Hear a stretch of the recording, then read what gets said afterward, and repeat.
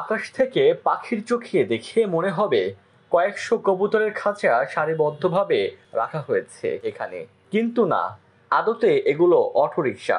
শহর জুড়ে দাপিয়ে বেড়ানো ৩ চাকার অটোরিকশার দৌরাত্ম্যে অতিষ্ঠ সাধারণ মানুষ। প্রতিদিনই দেশের কোথাও না কোথাও ঘটছে ছোট বড় দুর্ঘটনা, আর এরই জেরে জোরে সোরে মাঠে নামলো প্রশাসন।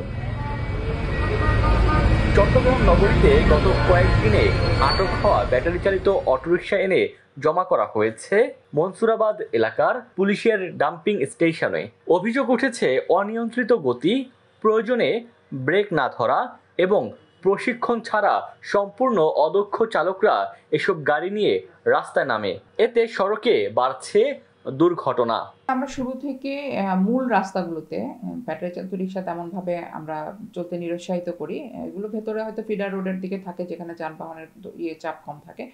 তো এগুলো যেহেতু আসলে কোনো কাগজপত্র নাই, কোনো লাইসেন্স নাই, বৈধতা নাই, তো সেই ক্ষেত্রে আমরা সড়কে এবং এটা ওয়েল ডিজাইনডও না, যে স্ট্রাকচারটা সেটা এই কারণে অ্যাক্সিডেন্ট আসলে বেশি হয়, সেটা ওয়েল ডিজাইন না।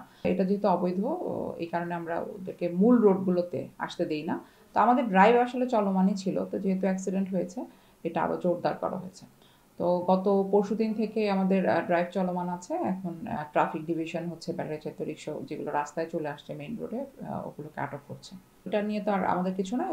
ও যেহেতু এখন পর্যন্ত যেহেতু তাদের লাইসেন্স নেই এবং সম্পূর্ণ অবৈধ, কোনো কাগজপত্র নেই, শুধু লাইসেন্স না, কোনো কাগজপত্র ইনফ্যাক্ট নেই, এবং যেটা আমি বললাম ডিজাইনের একটা ত্রুটি আছে, যার কারণে অ্যাক্সিডেন্টগুলো এবং সে তার যে গতিটা সেটাই কন্ট্রোল করতে পারে না। তো এটা আসলে খুবই অ্যালার্মিং। তো আমরা সচেষ্ট আছি, সব দিক থেকে আমরা সচেষ্ট আছি। গত শুক্রবার নগরীর কাপাসাগোলা নবাব হোটেলের পাশে হিজরা খালের একটি নালায় পড়ে যায় ব্যাটারি চালিত অটোরিকশা। এতে পানিতে তলিয়ে মারা যায় ৬ মাস বয়সী এক শিশু। স্থানীয়দের ধারণা, চালকের বেপরোয়া গতির কারণে অটোরিকশাটি পড়ে যায় খালে। মূলত এই ঘটনার পরপরই নগর জুড়ে শুরু হয় ব্যাটারি চালিত অটোরিকশা জব্দের অভিযান। চট্টগ্রাম নগরীতে বর্তমানে ৫০,০০০ ব্যাটারি চালিত অটোরিকশা চলাচল করছে। তবে মহাসড়কে উঠলেই অটোরিকশা আটকে দিচ্ছে ট্রাফিক পুলিশ। থাকে না, ট্রাফিক সার্জেন্ট থাকে না, তখন এখানের অবস্থা। ডেস্ক রিপোর্ট, দৈনিক ডেস্টিনি। এখানে মনে হয় একটা হাট বাজারের মতো একটা বাড়ির